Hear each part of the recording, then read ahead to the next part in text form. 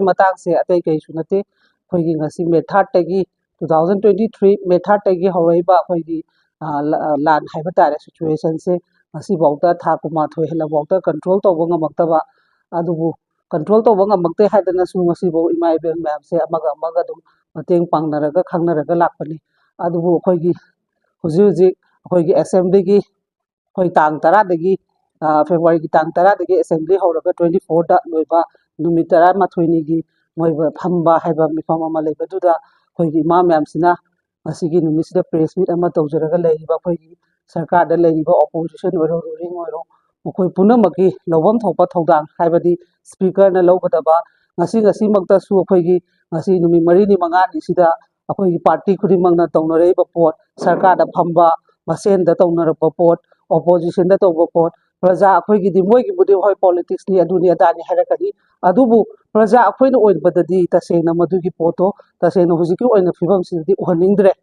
मोइगी अमगा तौनबसे चुम्मे मोइगी politics की पाखो अमा क्वेश्चन अमा हंगदि आंसर अमा पीबस मथौ ताय अदुबु मताक मतंगी मतुंगिना पिनरो के सुकाइदे तौनरो के सुकाइदे अदुबु हुजि हुजि ओइरिबा मै चाइबा माइकै मरि चरियादिबा हुजि लान लोइबा नतेबा अखोइगी सरकार की लेरा लेबिरिबा फमिबा अचो अचोबा फमिबा मैमसिनदि हुजि शांति खरा लेरे पीस लेरे हाबा पीस कराइदा लेबनो पीस हाबा पोचे तसेंगना अखोइगी रिलीफ कैम्प दा लेरिबा चिंखोंग चिंयादा नुंगतिगी नोमगी अखोइगी खुन ngakchadana sangiba imaibe leiriba mayamsina माइगी मयुम बकैदा कंदु लेतादा लेरिबा अखोइगी माइकै मरि चटपा यादिबा पोचे तसेंगना हानागी लंबी दौना चलहनबा अदुगी मतमदनेबा पीस लेबा ना हाइनगदबसे अदुबु अखोइदी तसेंगना प्रजा अमु ओइरुबनिना मयांगी खोलाव ओइना लाइबा असेंबली सिदा नुमित 13 निगी मोइगी फमगदबा मिफमदुदा अखोइगी सिगी सिचुएशन सिदा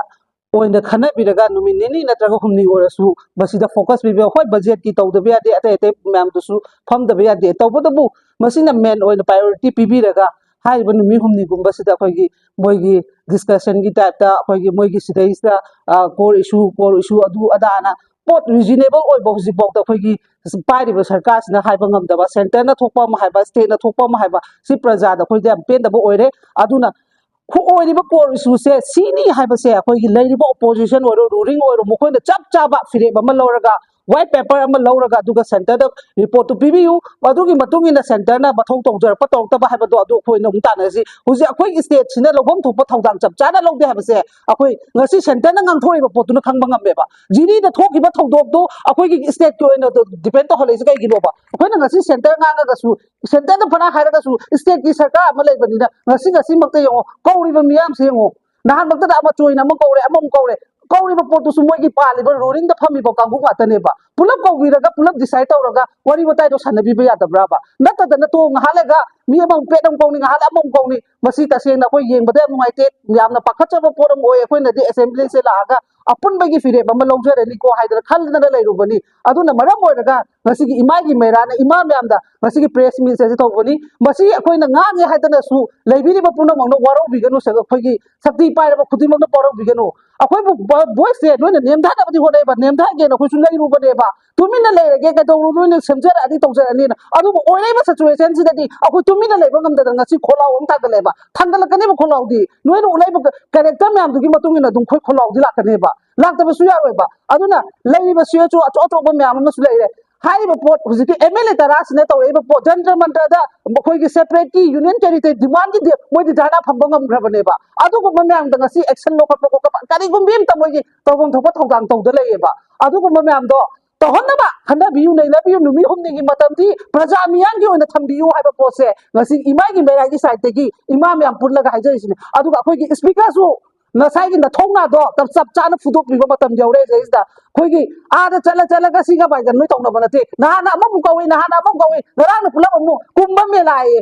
मेला कइनो सोदे चाइचु म्याम सिरिमदे सोदे चाइचु म्याम सिरिमदेबा येनिंगरेबा कोदि नोइना थादोरेबा तौथोरेबा म्याम दो नोइना तौरिबा पोसे करिनोबा सोदा करिनो ओइले सिचुएशन मणिपुर सिचुएशन करिनो खंगदब्राबा नोइ म्याम से हेक्टर असेंबली फंगदोरे हाबा खुदिंगे हेक्टर स्मार्ट चेंदना करिनोबा अदुगा खोइगी लेरिबा प्रजा मियाम मरो सेंटर ऑर्गेनाइजेशन अचो अचोबनसो अखोइगी स्टेट सब चाना मोइगी याथंगागा लेरि हाबा खोइसे स्टेट खोइना सेंटर वा ngang सुता तारोइबा मरम जे खोइगी स्टेट की फमिबा मियाम जने हाथि गा लेरिबा